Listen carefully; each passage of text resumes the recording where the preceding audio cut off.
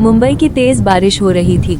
सड़कों पर पानी भरा हुआ था, लोग छाते लेकर भाग रहे थे, दुकानों के शटर गिर चुके थे। मगर उस बारिश में भी एक आदमी, रमेश, अपनी छोटी सी ठेली लेकर सड़क के कोने पर खड़ा था, गर्मा गर्म वड़ा पाव बेचने के लिए। रमेश कोई आम वड़ा पाव वाला नहीं था।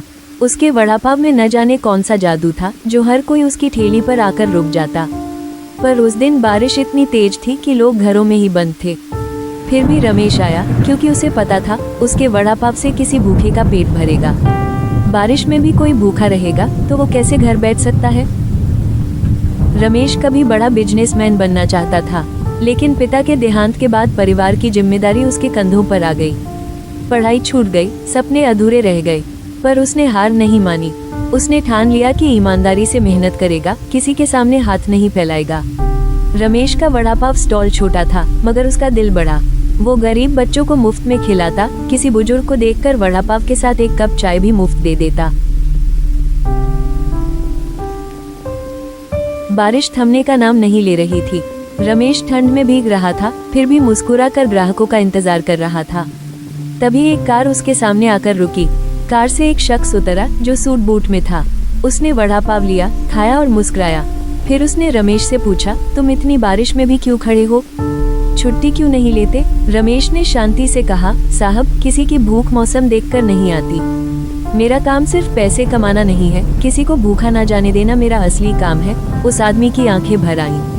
उसने रमेश को पहचान लिया। वो कोई और नहीं बल्कि वही बिजनेसमैन था जो कभी रमेश के स्कूल में पढ़ता था। रमेश ने उसकी फीस भरी थी, किताबें दी थी, जब उसके पास कुछ नहीं था। उस बिजनेसमैन ने रमेश से कहा, भैया, आपने मुझे उस वक्त सहारा दिया था जब मेरे पास कुछ नहीं था। आज आपकी मेहनत और सेवा का कर्ज चुकाने का वक्त है। उसने रमेश के वड़ा पाव स्टॉल को एक बड़ी दुकान में बदलने का ऑफर दिया।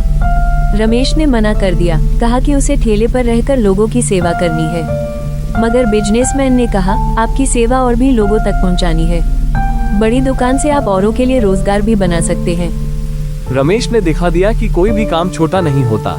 अगर दिल में सेवा की भावना हो तो मेहनत रंग लाती है। आज उसकी दुकान मुंबई के कई इलाकों में है, मगर वो खुद अब भी कभी कभी बारिश में ठेले पर खड़ा होकर वड़ा पाव बेचता है, लोगों के चेहरे पर मुस्कान लाने के लिए। कभी किसी की मदद छोटा न समझो, वो किसी की जिंदगी बदल सकता है। मेहनत, ईमानदारी और सेवा का फल देर से ही सही, मगर मिलता जरूर है।